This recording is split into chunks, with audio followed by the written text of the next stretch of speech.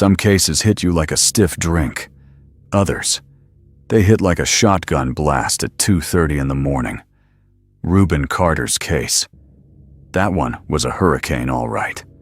Loud, violent, and leaving wreckage scattered across a decade of courtrooms and headlines.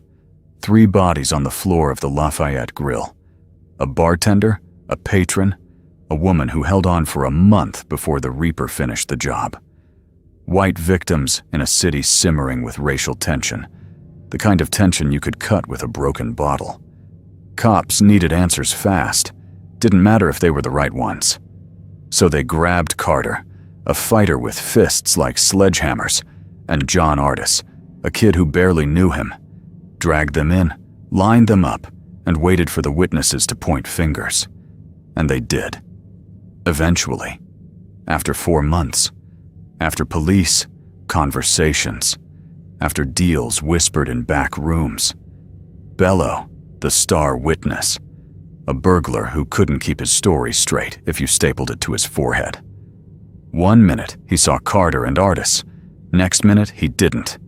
Then he did again. Then he said the cops brainwashed him. Then he said, that was a lie too. A man like that doesn't tell the truth.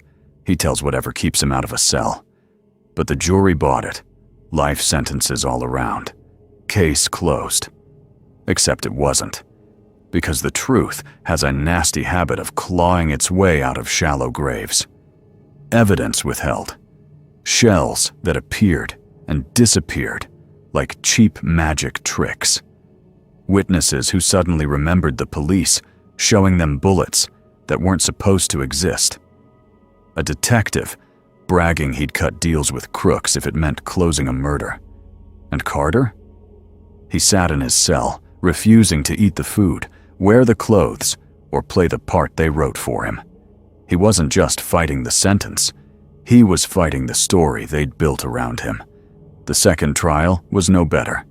Same witnesses, same contradictions, same stink of coercion hanging in the air like cigar smoke in a basement bar. Guilty again. But hurricanes don't die easy. They circle back. And in '85, Judge Sorokin finally said what everyone with a conscience already knew. The whole damn thing was poisoned. Racial prejudice, fabricated evidence, a prosecution more interested in closing a case than finding the truth. Carter walked out a free man, not because the system worked, but because someone finally admitted it hadn't. He spent the rest of his life helping the wrongfully accused, trying to patch the holes in a justice system that had nearly swallowed him whole. Funny thing about storms, they don't choose where they land, but they sure as hell show you what's rotten when they pass through. And Rubin Hurricane Carter? He didn't just survive the storm, he exposed it.